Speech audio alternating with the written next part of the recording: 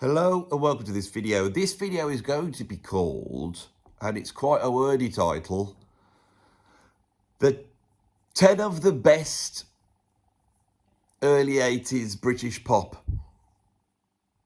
Or 10 of the best of early 80s British pop.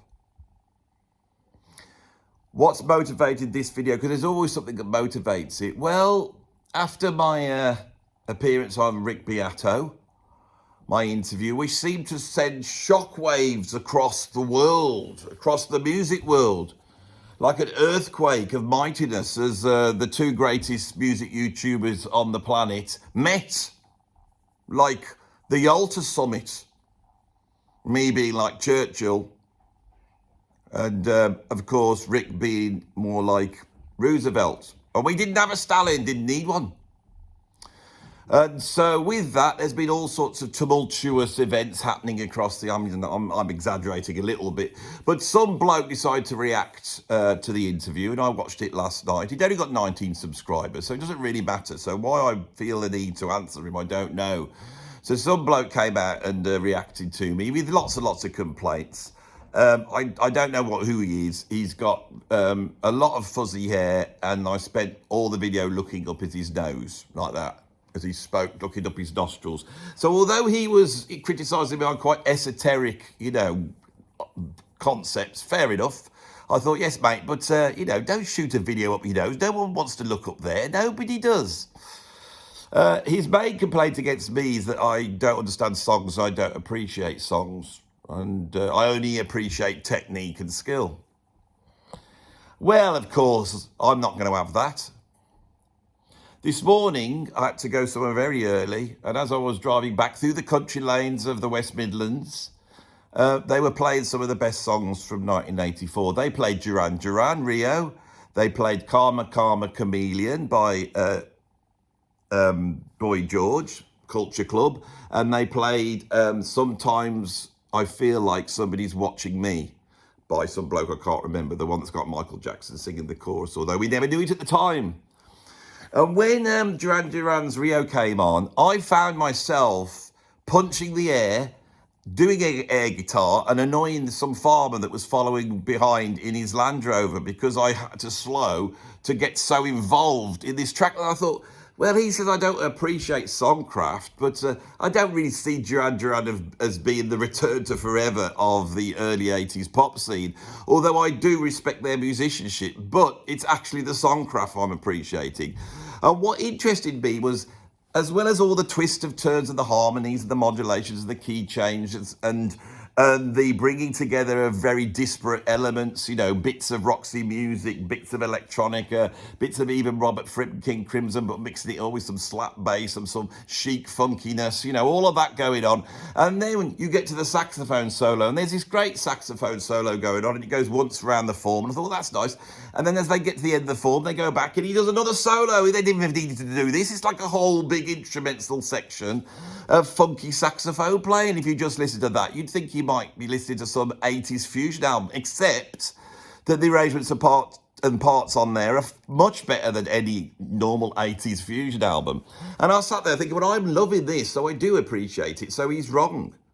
So I thought, what can I do to sort of get across my love of this music, early 80s pop music? Because, of course, we all know we are formed at the age of 12-ish. by the pop music that's around us. And for me, it was early 80s pop music. Now, of course, I had become a self-professed fan of the new wave of British heavy metal. So I was listening to Iron Maiden and Diamond Head and all that lot. So I had to pretend I didn't like pop music at the time, and I would never have gone near a Human League album or a Yazoo album. But of course, I heard these albums all the time. My friends had them, and I did like them. So when I arrived here, I thought, I'm going to put my money where my mouth is, rather than just coming up with a list of, say, the 10 greatest British pop acts. And I might do that video where you get the Human League and you get Duran and you get, like, who else would I put on there? Spandau Ballet, perhaps, although I was never so keen on them.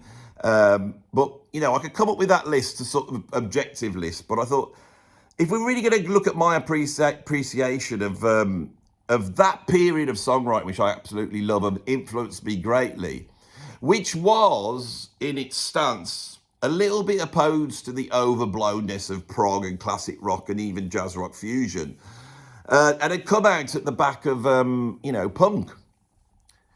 And I think, actually, if we take the early 80s pop music and we examine it and we start to look at the cultural influences, the historical influences, what was going on in the UK at that time, we can almost see that this flowering of incredible individualistic, complex, sophisticated British pop music at that time, which went out and took over the whole world. It was a worldwide phenomenon at that point. Leading to Live Aid and really, being the sort of base of the sort of biggest thing in pop music history almost. So this is a pretty important time. I believe that is far more rooted in progressive rock than it is in punk. And actually I see punk as being an extension of progressive rock in a way. So I thought I needed to put my money where my mouth is. So I've spent the last hour combing through my record collection to find records that came from that period, which we could classify as early 80s pop. Now, I'm not looking at New Romantics, although they're included. I'm not looking at all the electro bands, although they're included. I'm not looking at the indie bands. I'm just looking at anything that got in the charts in the UK and maybe crossed over to the rest of the world that I actually own to prove that I do appreciate these bands, which aren't known for their chops and musicianship, but are known for their songwriting. And I might, this year start to extend out into more analysis of songcraft and songwriting. I think that is perhaps an area that I've neglected. An older hairy nostril guy, perhaps he's right to have pointed that out, but I do appreciate it, and I'm going to try and appreciate it on this video. So I've got 10 records from my collection. I'm going to go through them all now. They're sort of ranked, but they're also put in an order where I can tell a little bit of a story. So what is that story? Well, 80s pop music in the UK can be classified as being a sort of marriage between electronic music and rock music, as there is an ear towards disco and sort of dance music and pop forms that are coming out of America. There is, of course, the utilization of the English aesthetic in this music.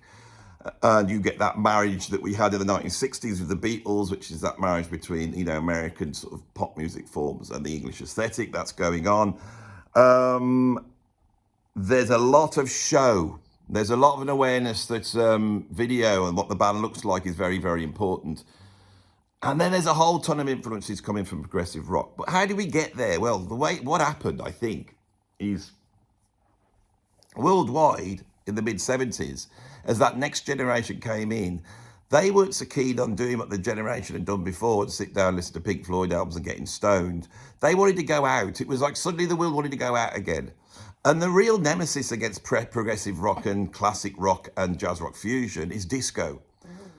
Jazz rock fusion almost sets the groundwork for disco, but disco is its nemesis. But here in the UK, and this was written up in far greater detail by our British music press, that saw it as almost a sort of political place to position yourself, was the transition from progressive rock to punk. Now, in reality, progressive rock peaks 1972 to 73. 1974, 1975, it's in decline, and you feel that all the progressive rock bands know that they can't become any more overblown, so they are actually drawing themselves in. Here in the UK, by the end of the 70s, we have a sort of renaissance of progressive rock that's going on exactly when the press says it's not. With Andrew Lloyd Webber's Variations, with War of the Worlds, Jeff Wayne's War of the Worlds, with Sky. I mean, Sky were a mainstream band that sold millions of records that were in the charts, that were almost like a platonic progressive rock band, as though that is what you would form if you wanted to do sort of almost like parody progressive rock.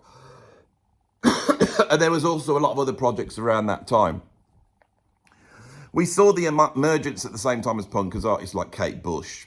And of course, some of the bands that had been in that classic rock, progressive rock, British sort of scene were able to transfer over into the 1980s.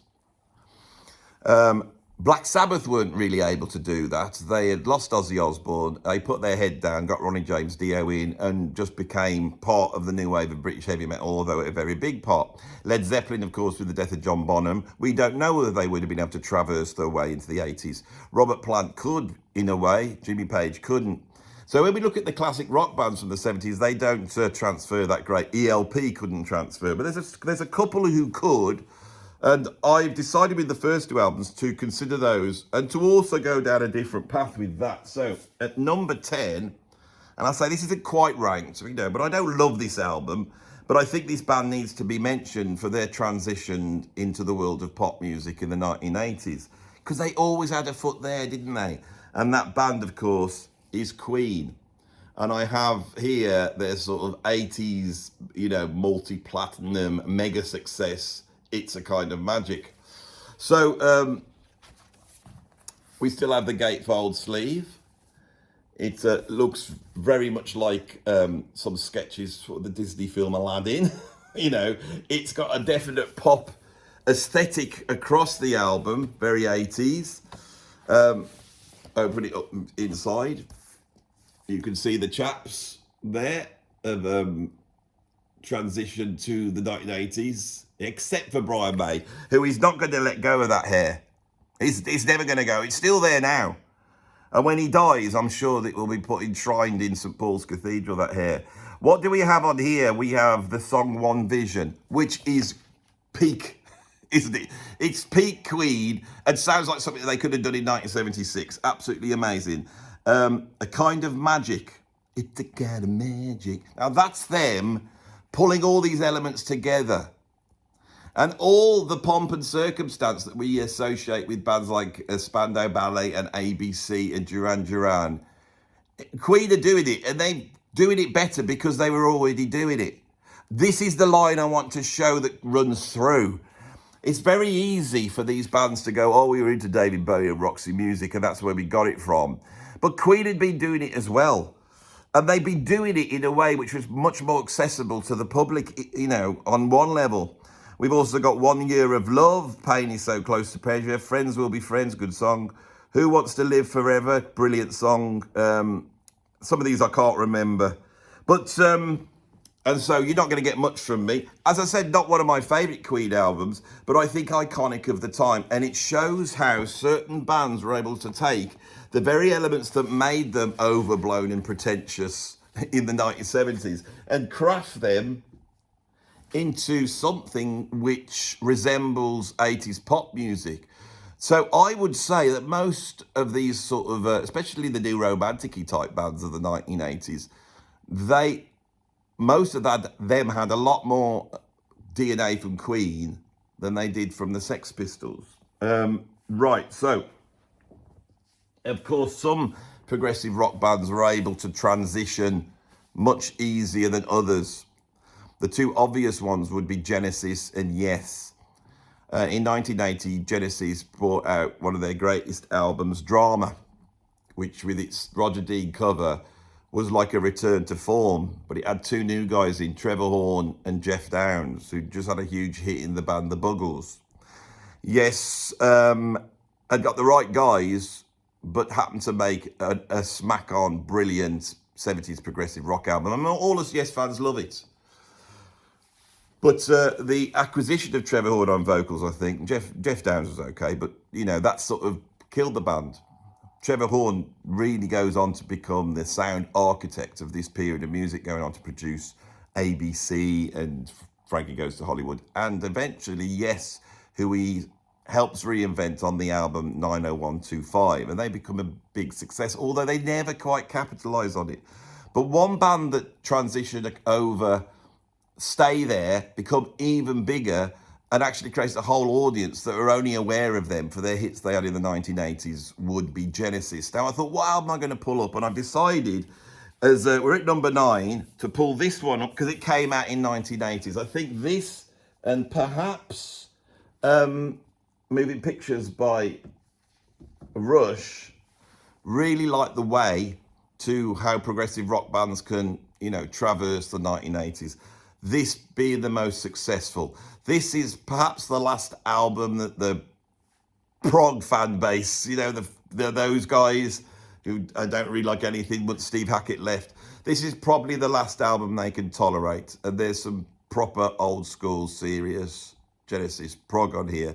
But we also have some tunes which I know they have difficulty. The follow-up album to this would be Abacab, and they would have then transitioned into one of the great 80s pop bands, walking about being very English, very gentlemanly, but able to just get hit after hit all the way through the 1980s.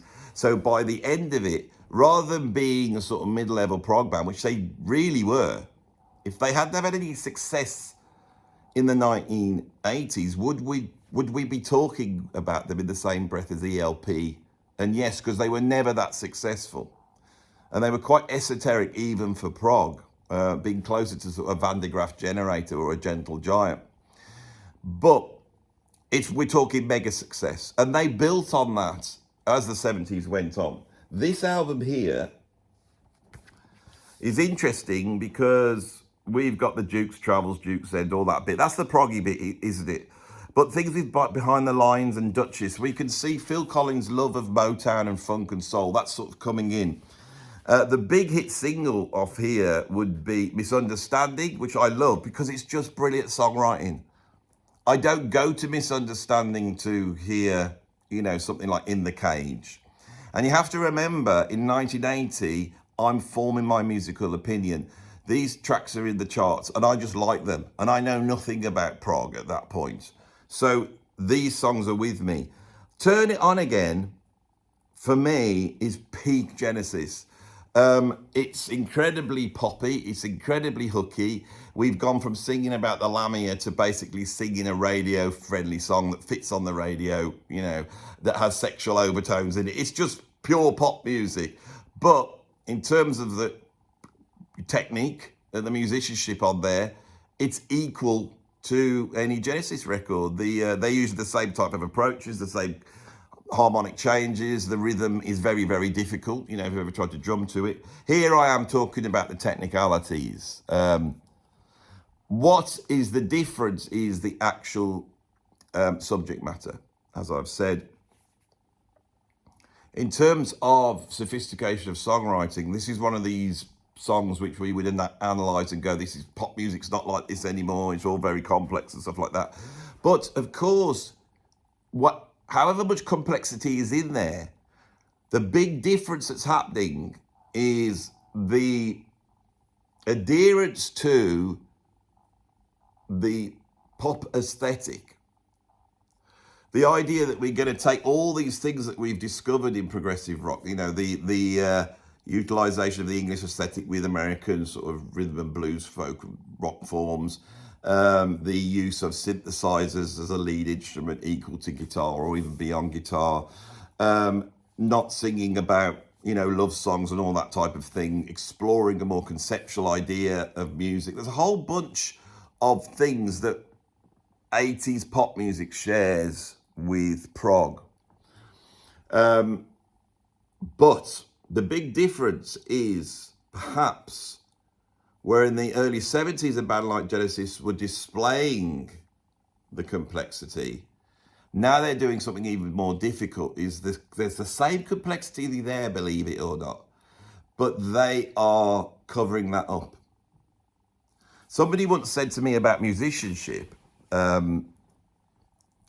if you see a great player, you can tell they're great because their playing's great. But if you see an absolute genius player, you don't see the technique because the technique is fully at service of the music and what they're trying to get across. Technique, the word, really is basically a description of a method. And so when people say they have great technique, it's actually meaningless. Technique is just a means to an end, okay? So a band that wants to eschew all the opulence and over-the-topness of a progressive rock might go, we're going to play, you know, just 3 chords. We are going to play with this real sort of distorted sound, just rock out, real simple A, B, you know, structure. It's just really simple that anyone can get, and anyone can play this. That is their technique. That is their method to get to the artistic results that they're trying to get. Now, there's a big discussion to have on why the early 70s music was so keen to display that technique. And to put it very simply, without doing a whole video on it, is to do with the value that the culture had for individualistic free expression. That was valued. Then in the middle 70s, that aesthetic changed. And people, they almost like when the 60s, Aquarian utopian idea failed, the next bunch of kids come in and say, we're not falling for that.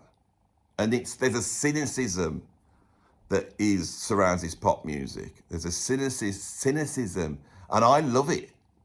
There's an edge, and there's a political edge as well. Now, I don't think Genesis have it on this album, although they too, by the mid-70s, were dealing with political things in their pop songs. If you think of, tunes like Illegal Aliens. I've spent a lot of time talking about Genesis, because I know most of you love them, but that's who I've got there. Now, of course, this album sold way more than any punk album did at that time. And we have to put that into perspective. The progressive rock tendency. One of the things I think that this period of music inherits, as I've said, is the uplifting as a synthesizer and technology into the realm where the guitar once was. There are certain progressive rock bands in the 70s that don't have guitar players. And so the keyboard takes on that element. Obviously, ELP would be that. So when ELP take the rock energy that exists with the Kinks or Hendrix or Cream, but sublimates it through the keyboards, Deep Purple did the same thing. It shows you how to place the keyboards as the place of the riff. Van Halen did exactly the same thing in the 1980s with Jump. So this adherence to electronics starts to bring in European influences, ambient influences, noise. A lot of the krautrock bands, Kraftwerk their influence over this is you can't even explain how big that is. And underground in the early to mid 80s, around about 84, there is a whole groundswell of incredible underground electronic indie music. And I loved all that. Now, I wish I could find the albums that I had at that time. A lot of them have gone. But we're talking about groups like Cabaret Voltaire. We're talking about groups like, eventually, the Sisters of Mercy. I would put in things like the group that did Close to the Edit, Art of Noise, which of course refers to Yes in what they're doing with that Close to the Edit homage, I suppose. And I was seriously into this, so I thought I'm going to go searching for something that's a little bit more esoteric. And I wish I could tell you more about this band, and I can't. They may have been lost in the mists of time. I'm going to show you the record I pulled out. This may bring up a number of people who go, oh, I love this band, and so went on to do this, and tell me, I mean, I could have looked them up, but I thought, no, I don't do that. I pull the records out, and what you're getting is my knowledge that I have and my response to it. But it'll be interesting to see what this record does. I never thought I would pull this out on one of these videos. It's coming out. It's actually a 12-inch I bought, because we all started buying 12 inches at that point. Remixes, so you would get the same track over and over again. That was very exciting. What's going on here? The band I've pulled out is this, Shack, and their single, Imagination. When this came out, I loved it so much that I rushed out and bought it. So I was listening to a lot of these sort of electronic indie bands at the time. But for me, this was the one that blew me away. I went out and bought this thinking I'd discovered the next thing. And of course, what happened to them? Who Needs a Better Life? we basically got two remixes of a show you here. But what's interesting, you know, as well as that, it says recorded at Fon Studios, November 1985. Producer Richard James Burgess, engineer Frank Rozak, remix and edit Shack, engineer Alan Cross, assisted by Robert Gordon. Now, the Fon Studio was a studio, I think, up in Sheffield that went on to, is it the place where My Bloody Valentine recorded and that ilk of groups? So that sort of northern electronic indie thing I've represented with this. I can't tell you much more about it. I've read the names out, you never know. Sometimes I do this and some bloke we will say, well, that's me in the comments, and I always go, wow, that's really exciting, you know. Right, let's take the bull by the horns. There were a ton of incredible bands in the 1980s, huge pop bands. Let's see if we can identify some of those for you. We have the whole electronica thing, or electro as it was known. The Human League, Visage, Yazoo, Depeche Mode start in that style.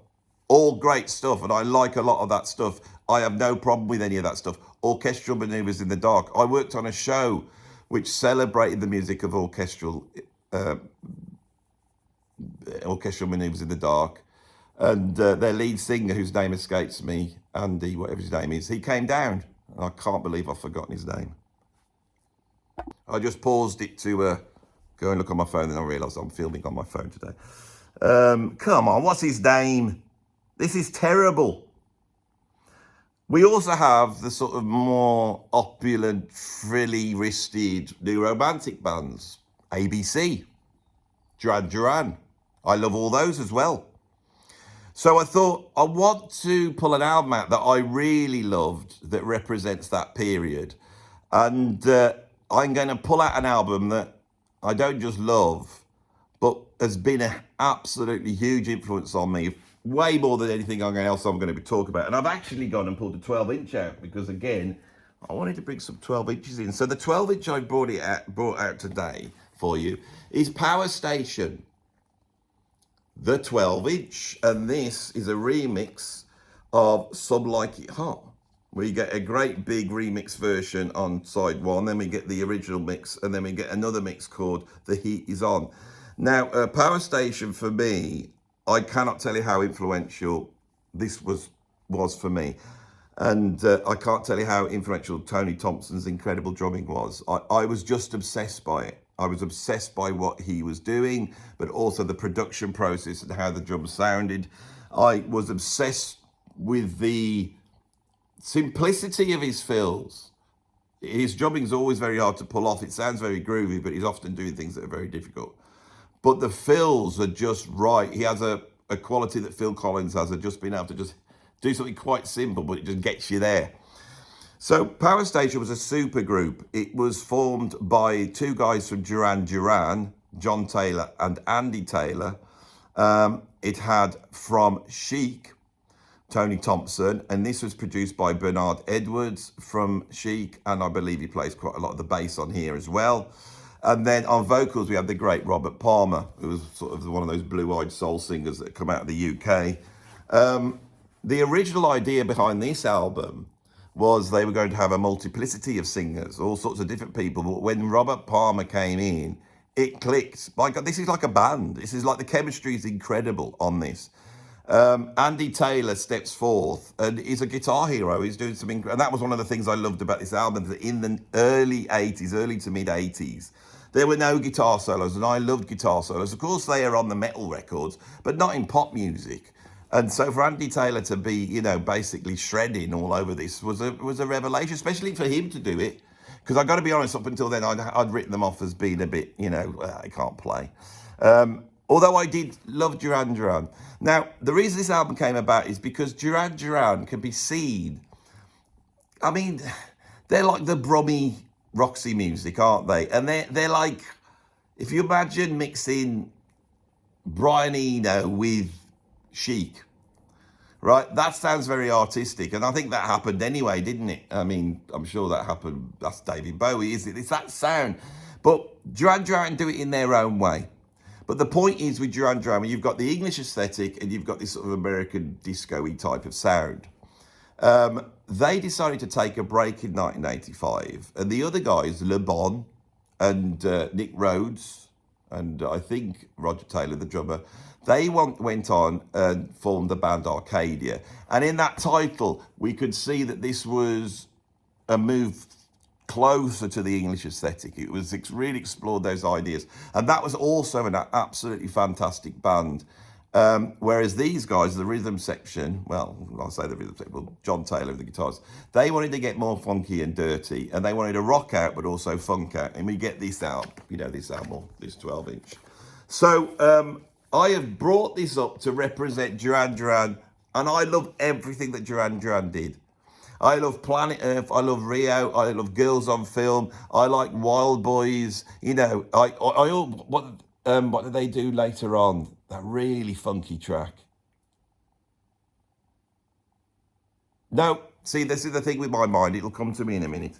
I like everything they do. I think later on they got in Warren Cucurullo from Zappa's band, and they did things like that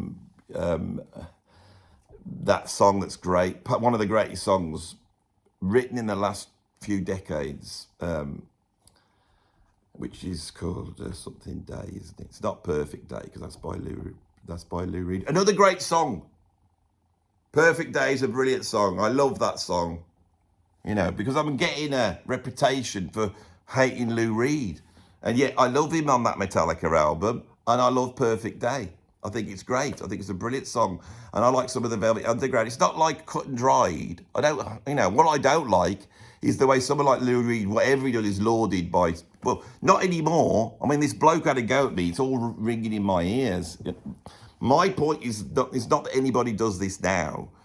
It's the fact that the narrative of what happened when we look back on it has been skewed by writers then that made us think punk is just the greatest thing since sliced bread and all the prog bands are rubbish. It's that mindset that I'm pushing against. But even though I've treaded water there, my brain still hasn't been able to connect with some of the later. Well, there was one Duran Duran tune that I absolutely loved. It was a bit later on. They were a little bit past their prime, and people criticised it a little bit, but I absolutely loved it. Then, oh God, this is rubbish. Anyway, that's what you get with me. What am I supposed to do? I'm trying my best, Warts and all, that's what you get with me. Warts and all. Stick that up there, shall we? It'll come back to me at some point. Right. In that netherworld of sort of new romantic, electro, experimental, there's a couple of more mainstream artists that I want to pull in. And now, of course, a lot of these progressive rock musicians that have been around the 70s, they were ready to mess with electronics. And there was one guy that can almost be seen as a guitar hero who is also up for messing with electronics. So you might think it's Robert Fripp, and he could well have been on this list, although I don't think at any point in the 1980s did King Crimson or Fripp really move so far over to the pop world that they had any hits. I think Three of a Perfect Pair is the closest they got. But I'm now going to mention someone that has been continually in the comments mentioned. Does Andy like this guy? Does he got any records by him? Is he aware of him? Is he going to mention him? Well, I am now, so this will cheer up a few people. And something quite obscure as well that I own, which is this album here, Bill Nelson, Chimera. Now, this is the third album of a trilogy of albums that he made after he left the great 70s proggy new wave band, Bebop Deluxe. This is the third one, and this is actually a mini album. Now, of course, you've got to understand that in 1983, when this came out, I bought it because I'm 15-year-old Andy, just buying what I like. This is why I've pulled this out. There's something about this album that I really liked, and that's why I bought it. So much so that when later on I went and started to get the Bebop Deluxe album, they let me down because they weren't as good as this. Now, part of that, I think, is the fact that this is a collaboration between Bill Nelson and a drummer. So a lot of these tracks just have Nelson playing all the keyboards plus guitars, and then the drummer, who is called Yukihiro Takahashi. And they are sometimes joined by the late great legend Mick Karn, one of the greatest bass players in history. And this is a fantastic band. This is funky, electronic, and is closer to the band Japan than it would be to Bebop Deluxe. But yeah, I love that. And some great guitar playing, incredible song-based guitar playing, which I absolutely love. And of course, here we get to the next band on the list, which has to be here, so we start to get to the big guns here, which we have got some, is Japan. Now, Japan, for me, represents a great landmark in progressive rock. There is a whole world of progressive rock out there now that with a huge fan base, and we know exactly what it is, that really its sort of DNA goes back to Japan, not the country, the band. And Japan are a really interesting band. They are basically, they come out of the punk era. They're not what you would call classic great musicians. They really are in the early days that aping Roxy music, and they're dressing up and they've got the hair and all that type of stuff. But as they progress, they start to explore a certain type of virtuosity, which is we've never really heard before. And now you can say that Fripp and the King Crimson in 1980, 81, with the reformation of King Crimson, are sort of in the same area, but I don't know whether they are. Because Steve Jansen and Mick Karn, that rhythm section, that sound is absolutely unique. Now, when we go and listen to bands like Stephen Wilson or Porcupine Tree, or the guy I sometimes drum for, Tim Bonus, they're classified as prog, when in reality, the real influence is Japan. I'm a huge fan of Japan, and I feel that they just move slowly from this sort of new wave pop band to their own world. And by the time we get to this album with Ghosts, you know, which has appeared on my 10 greatest songs of all time, they are absolutely exploring their own area. Now, I have to say, also, when we look at them on the back, they are so cool. The Jansen brothers are so handsome, or we could even say beautiful in a way. In this country, you know, of course, Lady Diana, or Princess Diana as she went on to be known, modelled herself on David Sylvian, especially on this album cover here. That's a bit of a joke. I said that very seriously for the, so I'll just explain it for the Americans, that was called dry sense of humour when I said that. But he does look a little bit like Princess Di, doesn't he? Right, so this has to be mentioned, and I think I need to get into this a little bit more. I really do. There's some super sophisticated new wave bands that I loved, and I have to give special mention to Squeeze here. In 1980, I was a huge Squeeze fan. And what did I like about them? I just loved the songwriting. It was sophisticated, but it was also down to earth. It had one foot in the world of the Kinks, but it also had one foot in the world of where, you know, progressive rock, Genesis, I don't know. So I want to do a shout out for Squeeze, but even more compelling in their mixture of all these things would be XTC. And here I pull out one of the greatest albums ever made. Their double album, their Tales from Topographic Oceans, The English Settlement. Now, the title of this album, The English Settlement, when I was pondering on it one day and looking at this cover and that white horse, that was when I consolidated my idea of what the English aesthetic was, in that the English aesthetic is about settlement. Now, here it has two meanings. It has a sort of, it has this idea that where we live. So this is about where the English are settled. Arcadia, if you want. You know, the utopian idea of England. Something that I feel very strongly about. And this, you feel that they feel very strongly about. But much more interesting is the idea that what that aesthetic points to is the idea of settlement. I mentioned earlier on the great conference between, Russia, America, and the United Kingdom at the end of the war. The conferences like the Alta Conference, and there were a few others that they attended, and that was about settlement. And it was settlement with the devil. We had to dance with the devil. And Roosevelt and Stalin had Churchill in between them. That, I believe, has been one of the United Kingdom's great strengths, is that our sort of nationalistic aesthetic is one of not being proud, of not being over the top, of, brushing things away, of focusing on silly things, of having a quirky, surreal sense of humour, of pulling down authority but doing it in a kind way. And I know I'm not talking much about XTC, and I can go on about Andy Partridge and his love of bloody Tony Williams' Lifetime, and how he worked out all those John McLaughlin parts, and how he really is one of us, not just a prog guy, but also a fusion guy. And that's what we get with this band. But for me, there's an aesthetic in here. There's an aesthetic with this album. And my copy, which is old now, has worn away.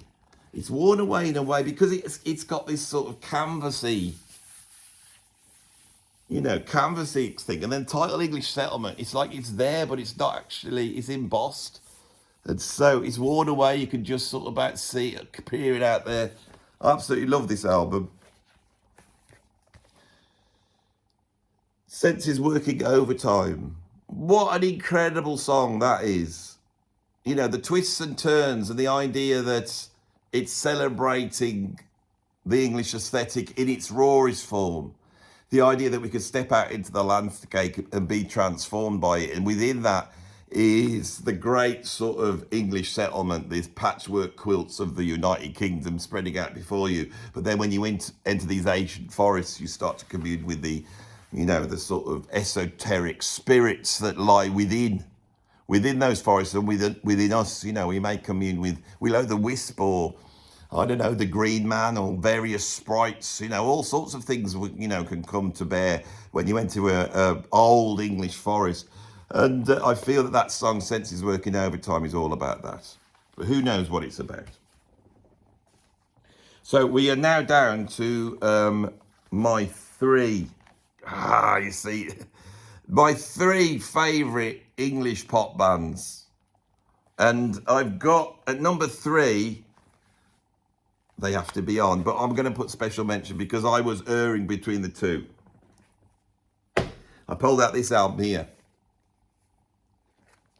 Spirit of Eden. I love this album. This is one of the greatest albums ever made, right? Talk. I really wanted to put it at number 3. It was like, I'm going to have Talk at number 3. And then I saw this album, thought I'm going to have to have them at number 3. Of course, this is the Esoteric 1988 album. It should really be on. This is not early 80s at all. They made a couple of albums before that. Was it Seasons of something and It's My Life? Those are no, It's My Life was a single. Now, I came to be aware of them with their hit single, Life's What You Make It, which was a sort of seize the day song, but of course was again set in the dark English forest with all the will-o'-the-wisps and things crawling around, by the genius, God, I'm forgetting everything. Hollis, what's his first name? Mark Hollis. Pounds away at the piano. God, I'm having some senior moments today. I'm struggling through this one. I wonder whether it's because I'm casting my memory right back to the earliest musical memories I have, those pre-teen ones, because it seems so far away now. I seem so old, and I left it behind at some point as well. So, and my awareness of it wasn't that great. That's the thing, you see. Talk, I really loved that, Life's What You Make It. But I didn't get that album. And it was many years later I picked this album up going, I used to like Talk, and then got this, and it was like, oh wow, this is like just mind-blowing. But in the end, they're not on the list because if I couldn't put them at 3, I wasn't going to put them on. It's not right. This is one of the greatest 80s bands. So they have to be omitted by they don't fit in. Why don't they fit in? Perhaps because they really don't hit their prime for me, where I would love them till 1986, and then this album 1988. I think that's what it is. And so they're much more in that later period where we have your Nick Kershaws, your Tears for Fears. And I love those as well. There's a whole bunch of bands at that point I love.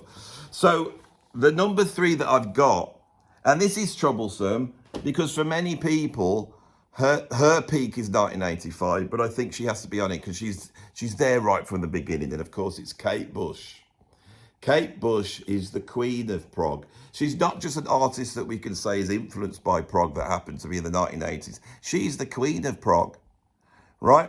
She takes the whole progressive aesthetic and she changes it into her own sound, which is really difficult. Because you've got to understand, when we say the word prog, when we point at that genre, we are basically pointing at a bunch of bands. And for most people, they mean Genesis. Or Yes. That's it. For many prog fans, they don't even want to class Pink Floyd. They're not really prog, you know. ELP they class it prog, but people want to keep a distance from ELP. They're like their own fan base. And then after that, that's it. The Van de Graaff Generator fans, the Gentle Giant fans, the King Crimson fans, all of those, that's getting quite esoteric. We really are pointing at Genesis or Yes. And so Japan, XTC, and especially Kate Bush are full-on prog, but they manage to create their own prog world. And Kate does this on her first single, which is just perhaps the greatest debut single of any artist ever. The aesthetic achievement of that single. It's like Bohemian Rhapsody, but of course Queen had years to build up to Bohemian Rhapsody. Kate Bush just comes out with a song she probably wrote when she was like 17 years old, which has a literary source that she doesn't really understand because she's never read the book. And in that, she creates this world where she's a singer, but she is an actor. And she will sing different roles in the song. I mean, who had done that before? Could you name anybody? You know, there wasn't a novelty single. She's got this weird tune with all weird chords, weird harmonies, weird time signatures. The sound is banshee-like, and you know, and yet her the ability to communicate these proggy ideas in a single record hits so hard. It's like Bohemian Rhapsody, just grabs normal people and pulls them in. I've been in the car with kids, and that comes on and they go, well, what's this? What's this? They don't know what to make of it. And then you go, well, listen to the words. It's about this ghost and she's outside and it's from this book, Wuthering Heights. And they're like, and she just nails it. Of course, we get a run of albums. And by the 1980s, you know, we've got, you know, The Dreaming coming out in 82, is it? Before that, we've got Never Forever, which is full on prog, I believe, her most proggiest album, more proggy than The Dreaming. The Dreaming's in that electronic experimentation area for me, which is happening in the early 80s. And then by 1985, you know, she comes out with her masterpiece. Now, I've pulled out the whole story, which came out in 1986. So this is Kate. She's there. Here's my greatest hits album. It's 1986. The job's done.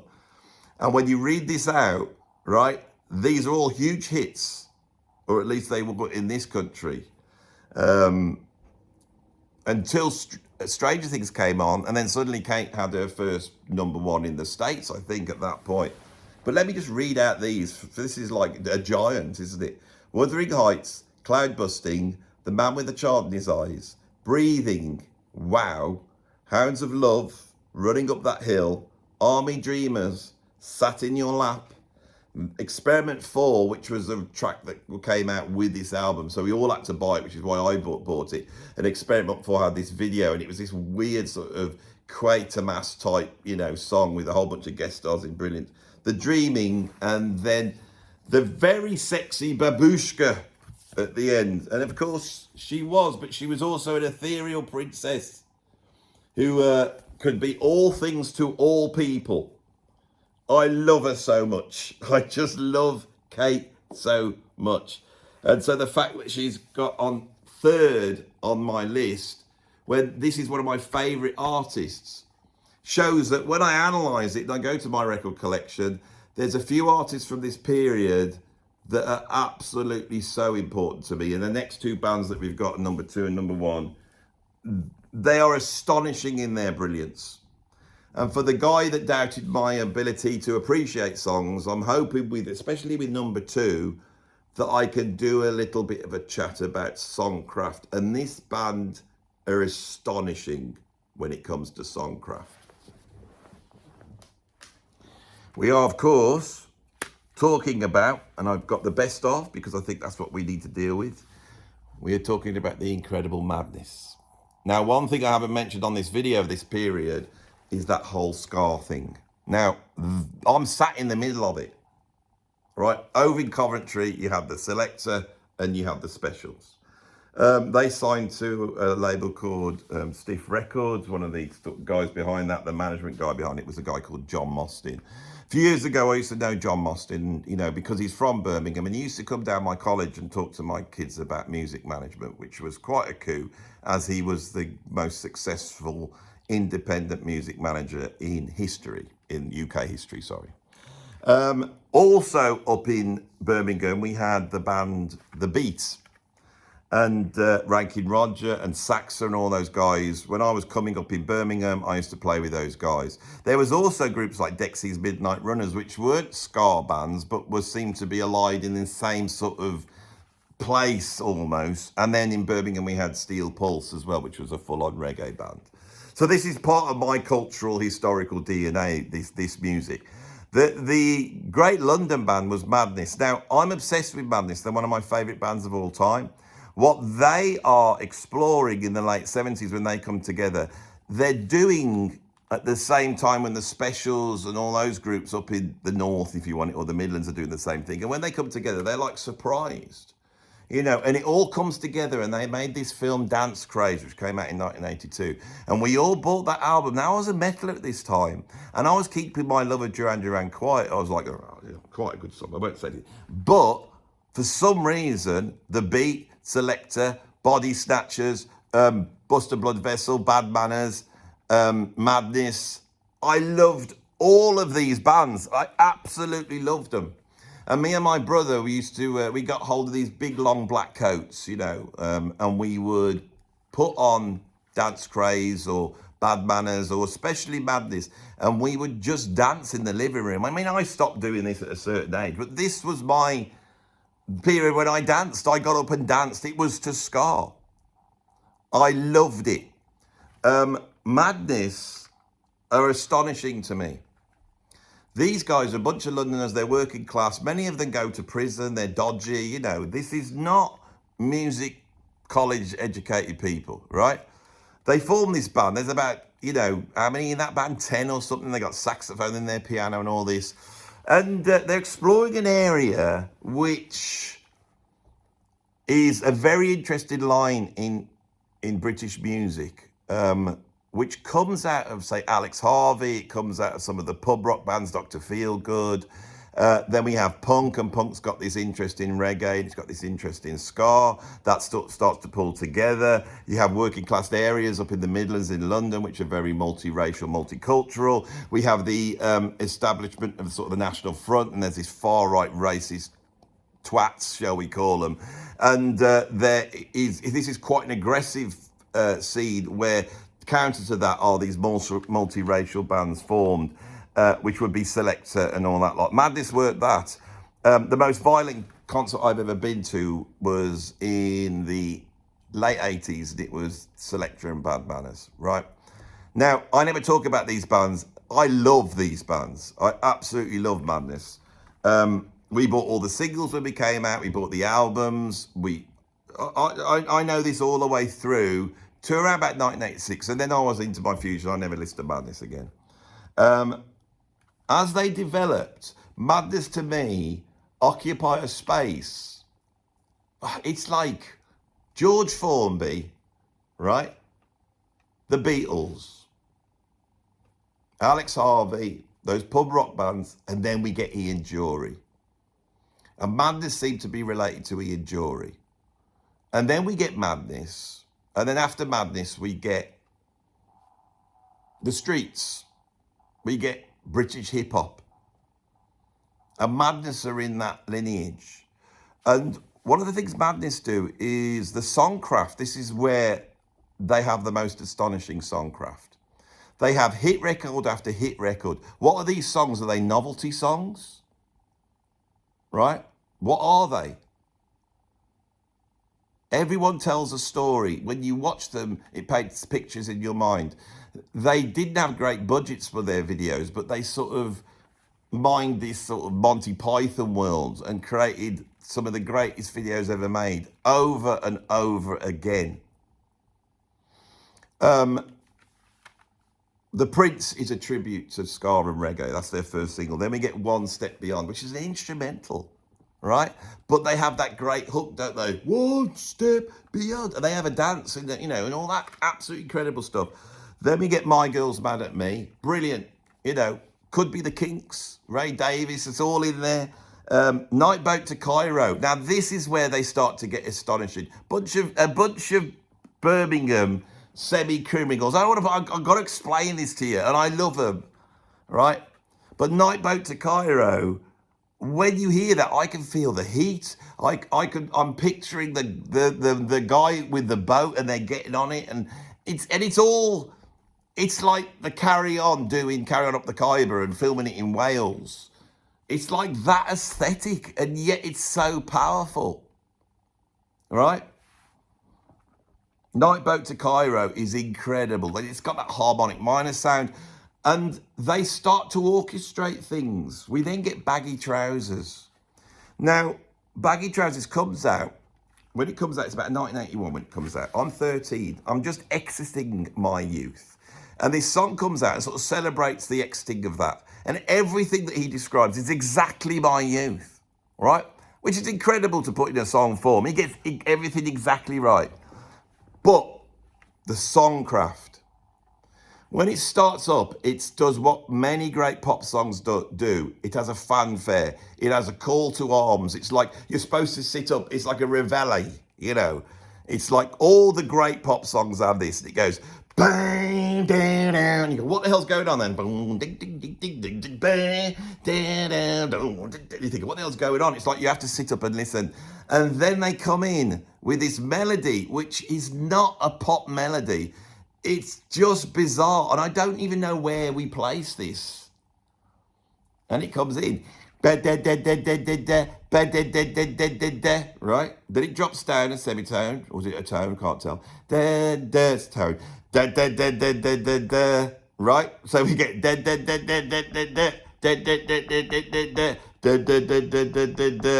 then we go into that gap in the middle of the semitone.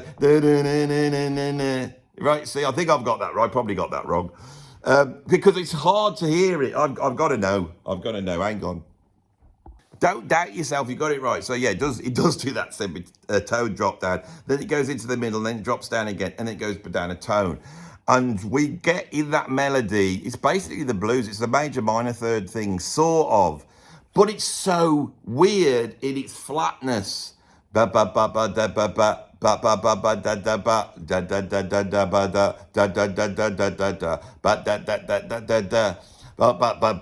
he gets that change there of the rhythm, syncopates it. Right, and the Madness do this a lot. Once they set up that, which if they carried on doing it, everyone would be going nuts. So what they do is they go to the absolute opposite of that. And they go to a melody which is extreme in its jumping about. And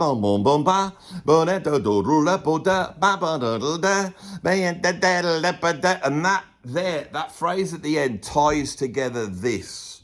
Now, in the songcraft terms, what is this portraying?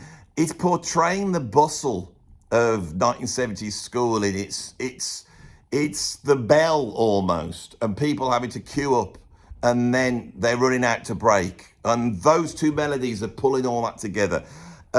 Gentle Giant do this brilliantly as well on the album Three Friends. And you could actually put these two together, that you got progressive rock here doing that, and then Madness doing Baggy Trousers. And that's the sort of thing that's happened. So we get this, and he sings, at this point, he's singing about how they want to escape this school world, even though it's great. And he goes, we want to make a difference to the dead. And then we transfer into this sort of bizarre fairy tale carousel circus fun fair, but it's a spooky fun fair. And on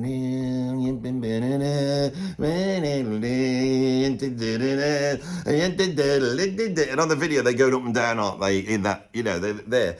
And then the genius is, how are they going to get back? So, a little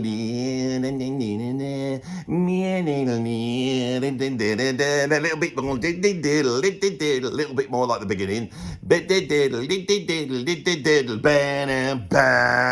And they drop down chromatically into those chords, that the starting chords that open up the song are then used to finish it. I mean, and nobody does that. You would have a different finish, and then you would have the starting chords. And so when you get to that point, subconsciously go, oh, that start makes sense now. It is resolved. I thought it wasn't resolved, right?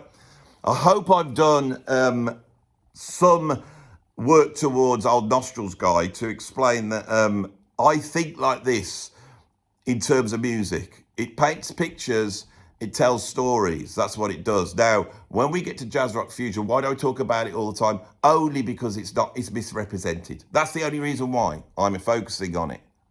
All right?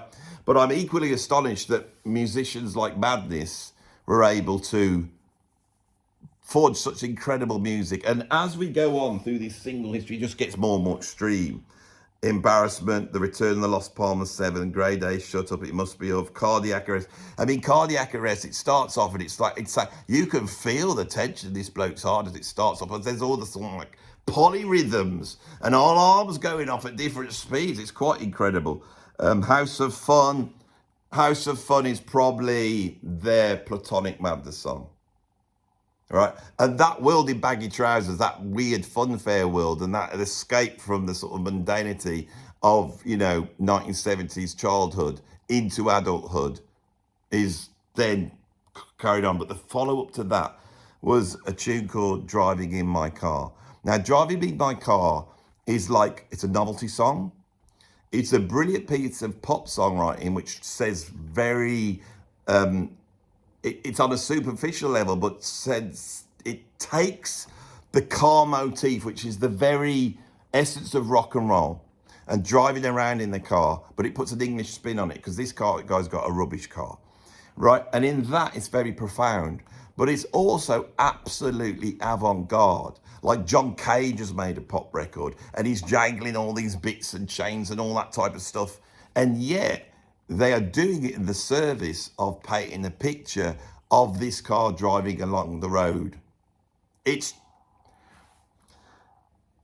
Driving in My Car could well be the greatest pop record hit single ever, just because of what it achieves. Like same with Wuthering Heights. That you have to understand, it's great to write a pop song and reach people. It's catchy and it's hooky, and I'd love to talk about this on the channel if people want me to talk about it. But sometimes the reach, the achievement is so incredible. And this is beyond anything that any jazz, rock or prog musician could do, because they are actually encumbered by the fact that they are having to display or show the workings of their skill. It sort of ruins it. And the greatest fusion of prog is when suddenly they manage to get beyond that. Someone like John Coltrane with The Love Supreme or Miles Davis with So What is able to do that. That's profound music. And maybe this channel maybe has to grow up a little bit and deal with that. Can it? Can it? That's the question. Just been on Rick Beato. I'm doing this video. It's immensely long. It's a proper Andy Edwards video. I've done it deliberately. There's no editing on it. Here we are. I've got the album stuck up here. That's your visual, right? This is just, hey, you can do this. Anyone can do this here. I'm just talking to you. I've made mistakes, but I haven't been overly funny on here. I've tried to really give you a long talk about music, the way you listen and follow it through, okay? And we're at number 2 here, and we're talking about madness. And I'm challenging this guy, not because I was annoyed by him, but because perhaps there was an element of truth in what he said, except I thought, well, I can do that, and I'd love to do that. But what I realised here was with this new audience coming in, and it's, you know, I've done 10,000 subscribers in one day yesterday, right? So with these new people coming in, and they're going to be clicking on this video, I want to sell them what I really do. They'll be going back and watching all the comedy stuff, but I want to sell them what I really do. And I want to get to those people who love music like me and want to talk about it, and want to think about it, and they don't have any mates to go and talk about it in this way, so they can put me on and imagine we're just having this conversation down the pub. And that's why I don't edit it. That's why I forget things, because it's real. You know, like at the end of The Hobbit, when she's crying over the handsome dwarf. You know, the handsome dwarf. She's crying over him, and she says to her dad, "Why does it feel so bad?" And he goes, "Because it's real." Bit of comedy for you. So who have I got at number 1? The greatest band that's ever existed. Greater than the Beatles. This is the greatest band that's ever existed. And I don't have to tell you about them. I have brought in their sort of last album that came out in 1983, right in the middle of it. One of the greatest albums ever made. One of the greatest bands ever made. This is the greatest band ever made. The Police. The Police are the greatest band ever made. They're greater than the Beatles. They're better than Led Zeppelin. If you're a progger and you go, no, it's not, it's Yes, or it's Rush or something. No. I mean, bloody Rush. They go, oh, their bloody 1980s career to this band. What would they have done without the Police to rip off, right? Why do I say these are so great? The Police are the coming together of everything I've spoken about, embodied. There is a prog thing coming through. I mean, Stuart Copeland played for Curved Air. There is a jazz rock fusion thing coming through. Andy Summers is a jazz rock fusion guitarist, but has also spent all his time playing with bloody Kevin Ayers and stuff like that. Sting is a jazz guy. He had a fusion band. When they say that, if you go back and listen to the last X6 stuff, it's sort of Steely Dan-esque fusion. But he's a proper jazz guy, right? And they meet at this point together. They are like that second generation prog. 5 years earlier, they would probably have been forming something that sounded a little bit like Brand X meets Gong or something like that. And that's the world that they enter. And Mike Howlett, the bass player Gong at that time, 75, made the album Shamal, produced by Nick Mason. This is just full-on prog. This is prog law. He puts together a band to go out on tour and pulls in Andy Summers, as you would, because he's the prog session guitarist. They get Stuart Copeland from Curved Air. They suggest Sting. And when they're out on tour, this magic happens, right? The story's a little bit more complex than that, but that's basically what happened.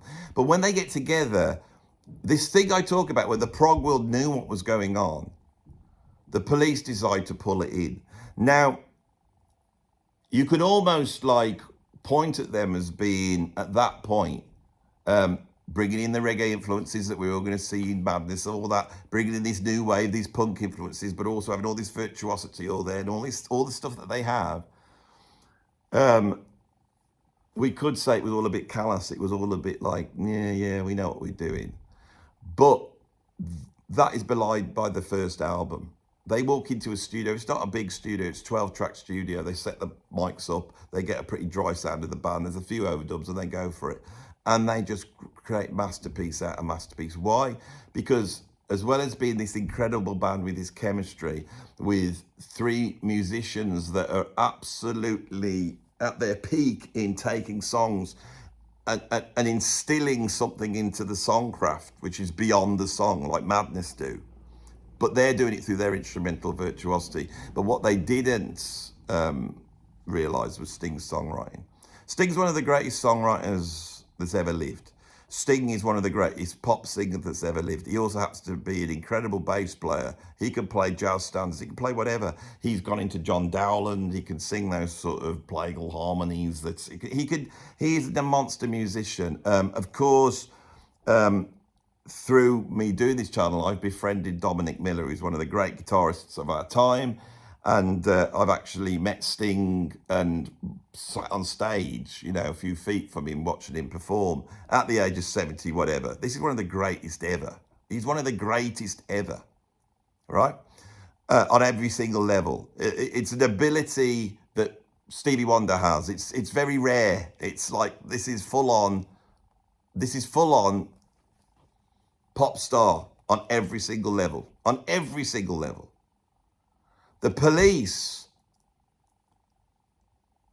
wrote as many great songs as the Beatles.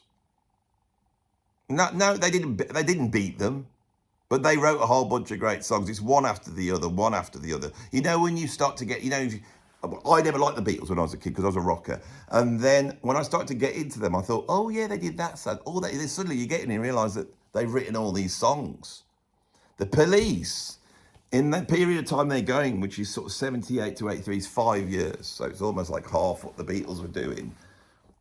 If you look at it, in that period, they came up with the same level of songs, whether it be Roxanne or Can't Stand Losing You or Message in the Bottle or Walking on the Moon or the Do, the Da, or, Canary in a Coal Mine or Driven to Tears or Wrapped Around Your Finger or Everything, Little Thing She Does Is Magic, or perhaps the biggest song of our time, Every Breath You Take. All these are like incredible songs, right?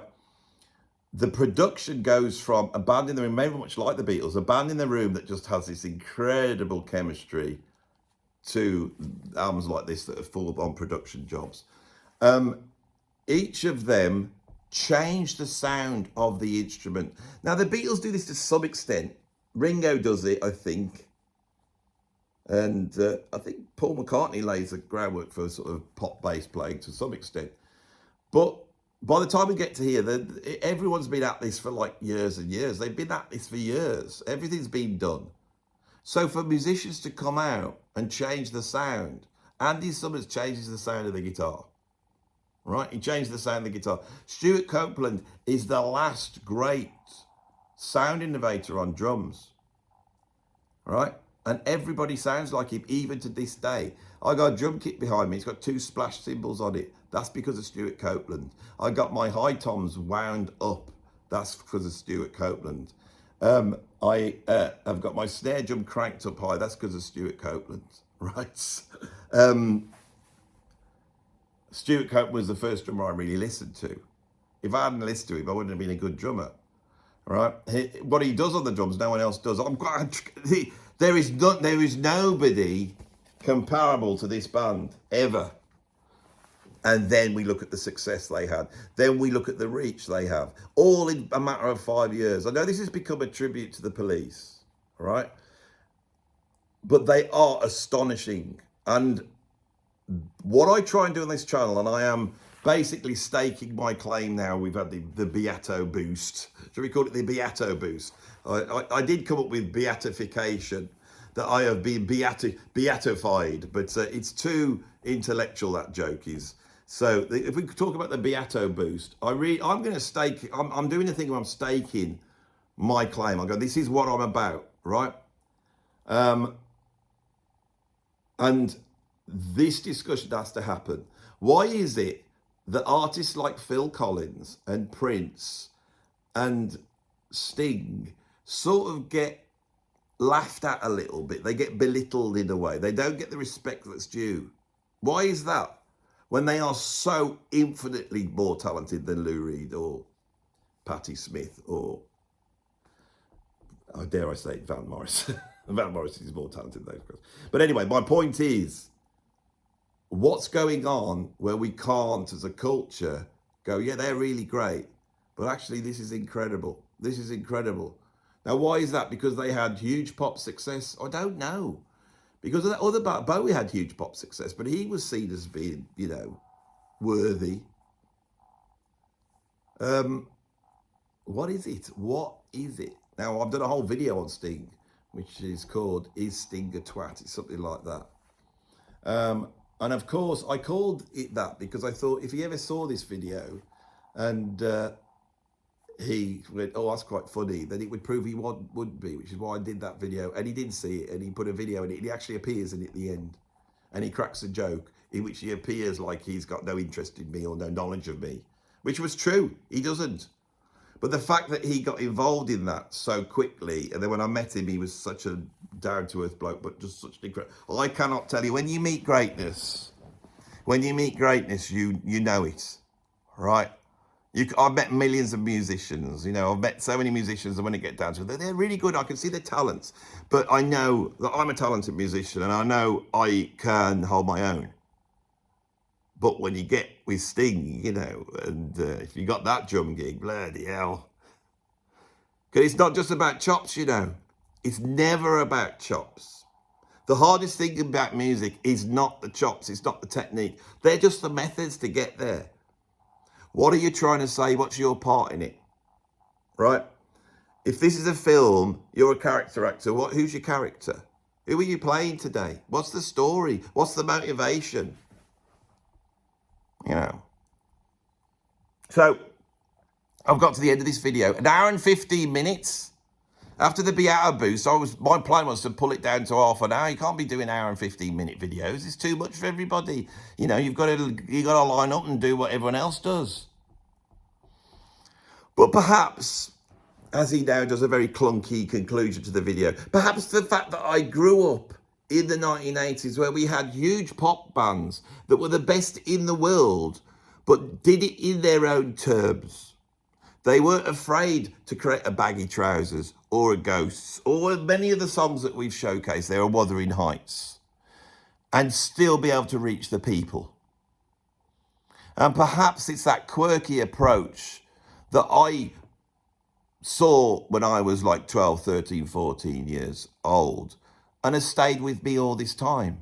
And maybe that's why I was a bit knocked when Hairy Nostril Bloke said that I didn't appreciate any of this. I felt like, no, hang on, I grew up in the 1980s. I'm not a progger, right? I'm not a boomer. I'm something else. I've got more edge than that. I've got edge. I've got edge like Phil Oakey. I got a metaphorical long fringe and a metaphorical short on the side and a face full of makeup.